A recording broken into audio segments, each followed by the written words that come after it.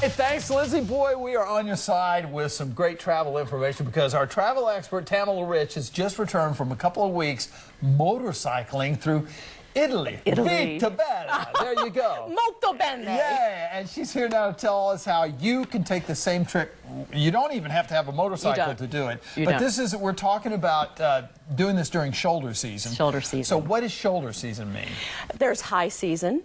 There's shoulder season, and there's low season. Oh. So there are two shoulder seasons in Italy. One's like April to mid-June. The other is late September through October. And that's when the weather is perfect. The crowds are small because the kids are in school. Right. And airfare is affordable, and all the sites are going to be less crowded. Wow. It's a great time to travel, and the prices are right. If you don't have to stay home, you know, with family obligations. One of those two shoulder seasons is going to be perfect. It's a great time to go because it's a little more laid back, perhaps. And the weather's really temperate. And you went to some great places. I did. Tell us some of these places you went to. So we flew to Rome, where we picked up our motorcycles. Then we went up to Tuscany, Siena, which is a UNESCO World Heritage Site. Then we just went a little further north from there, and there's a map. We jumped a ferry over to Corsica.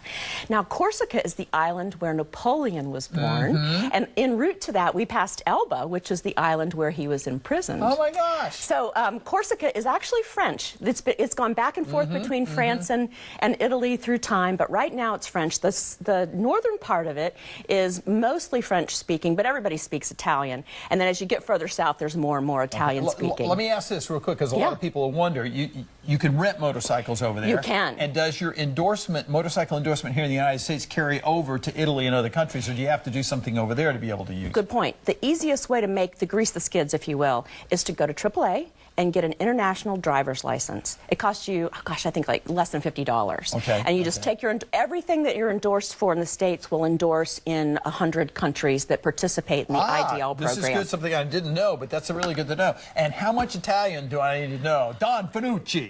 Un piccolo. Yes.